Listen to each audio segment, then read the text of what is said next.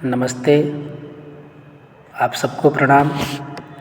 मैं प्रमोद दुबे अनंत चतुर्दशी व्रत कथा के विषय में आप सबको विस्तृत व संक्षिप्त विधि बताऊंगा।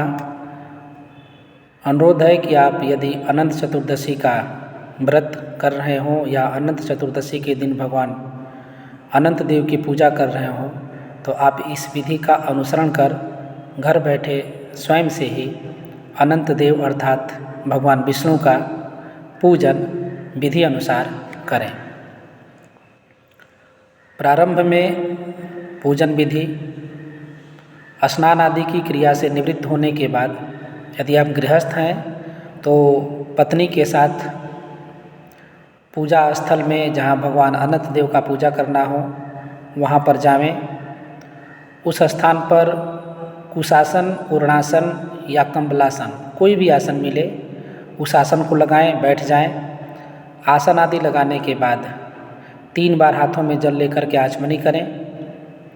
आचमनी करने के बाद कुश से निर्मित पवित्री या आम के पल्लों से निर्मित पवित्री या सोने की अंगूठी से निर्मित पवित्री अपने दाहिने हाथ की अनामिका उंगली में धारण करें। पवित्री धारण करने के बाद स्वयं को और पूजन की सामग्री को पवित्र करने के लिए लोटे या कलश में रखे जल को पल्लव से अपने ऊपर और पूजन सामग्री के ऊपर छिड़क कर उन सबको पवित्र करें।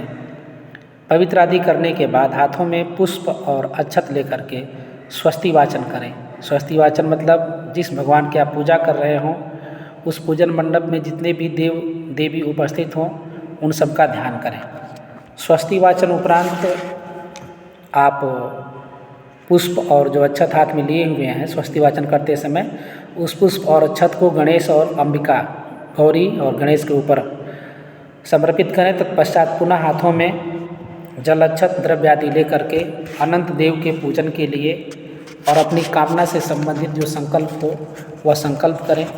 संकल्प करने के बाद वहाँ उपस्थित पंचदेवों की, जिसमें पृथ्वी माता, भगवान गणेश, गौरी माता, दीप देवता और कलश, आप इन सब की पंचोपचार या दशोपचार या षोडशोपचार या लब्धोपचार या रजोपचार जो भी उपचार के रूप में सामग्री आपके पास उपस्थित हो उन सामग्रियों से पूजन करें।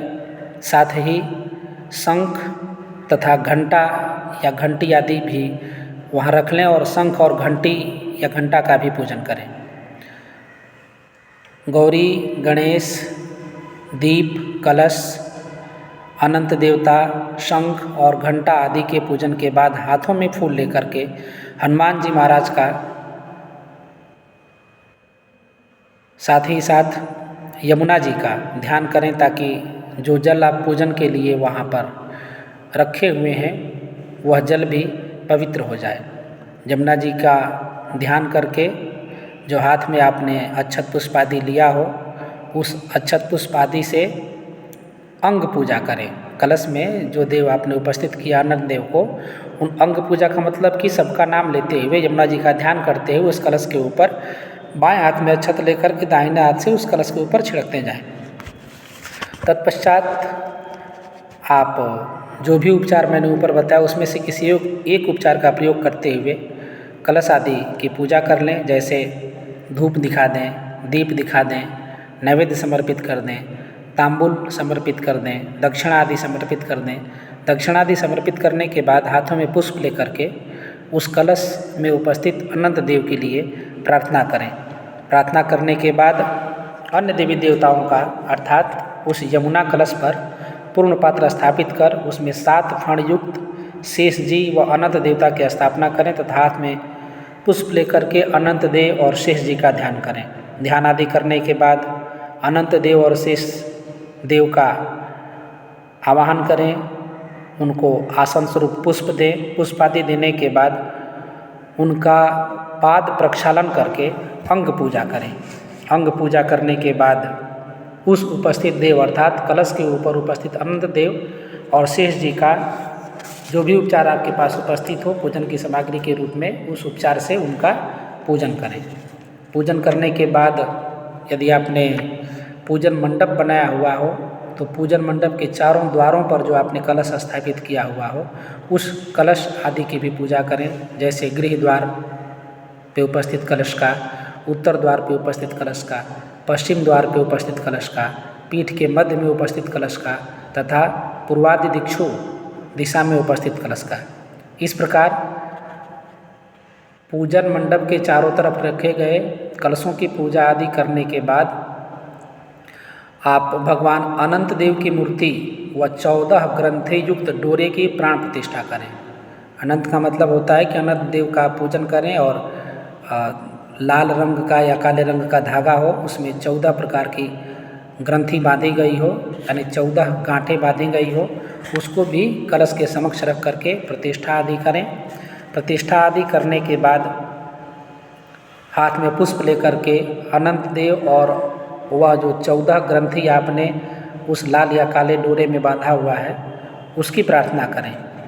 प्रार्थना करने के बाद पुनः प्रधान देवता के रूप में आप अनंत देव जो प्रधान देव के रूप में हैं उनका विधिवत हो सके तो ध्यान आदि करने के बाद षोडशोपचार से, हो सके तो, न हो सके तो आप पंचोपचार या दशोपचार से भी आप अपने प्रधान देवता की पूजा आदि कर सकते हैं। प्रधान देवता की पूजा आदि करने के बाद आप हाथों में पुष्प लेकर के लास्ट में पुष्पांजलि करें। पुष्पांजलि करने के बाद आप भगवान के अष्टोत्तर शत अर्थात 108 नामों से भी भगवान की पूजा कर सकते हैं। 108 नामों से भगवान की पूजा करने के बाद जो भी सामग्री आपके पास उपस्थित हो वह सामग्री भगवान को चढ़ाते हुए अपनी मनोकामना के लिए भगवान से जो भी मानसिक इच्छा हो उसको मांगें या निष्काम भाव से भगवान की यदि पूजा आप करें तो अनंत देव भगवान आप पर प्रसन्न होकर के और आपके हर इप्सित अर्थात वांछित फल को देने के लिए हमेशा तत्पर रहेंगे, हमेशा आपके साथ रहेंगे। इसी कामना के साथ मैं अपना यह वीडियो संपूर्ण करता हूँ। अनंत देव की कृपा आपके ऊपर बनी रहे। अनंत चतुर्दशी के दिन आप स्नान आदि से निवृत्त होकर के अनंत देव का जिस विधि से हो सके जो भी उपचार आप उपस्थित कर सकें उस उपचार आदि से पूजन करें। यदि पूजन की विधि और विस्तृत चाहिए तो आप इस वीडियो को देखने के बाद कमेंट में पूजन की विधि को और विस्तृत रूप से जानने के लिए कमेंट लिख सकते हैं। सभी को साधुवाद, धन्यवाद।